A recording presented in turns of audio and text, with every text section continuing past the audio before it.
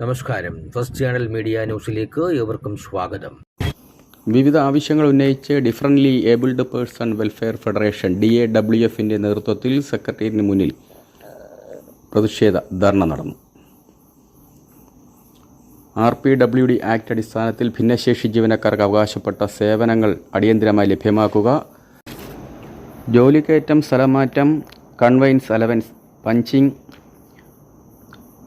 Office ഭിന്നശേഷി സൗഹൃദമാക്കൽ തുടങ്ങിയവ അടിയന്തരമായി നടപ്പിലാക്കുക, സൂപ്പർ ന്യൂമറി തസ്തികയിൽ ജോലി തീരുന്ന മുഴുവൻ ഭിന്നശേഷി ജീവനക്കാരെയും റെഗുലറൈസ് ചെയ്യുക തുടങ്ങി ആവശ്യങ്ങൾ ഉന്നയിച്ചായിരുന്നു സെക്രട്ടേറിയറ്റ് ധർണ. മുൻ MP A. സമ്പത്ത് ധർണ ഉദ്ഘാടനം ചെയ്തു. DAWF general secretary Girish Keerthi അധ്യക്ഷയായി. DAWF സംസ്ഥാന പ്രസിഡന്റ് KK സുരേഷ് സ്വാഗതം പറഞ്ഞു. Advocate Parassuvaikkal Mohanan, PV Bhaskaran, Arya, Baiju, Aji Ambadi, Jaya, Dali, Manikandan, A. Shaijudas, Reji, Ajithakumari തുടങ്ങിയവർ സംസാരിച്ചു.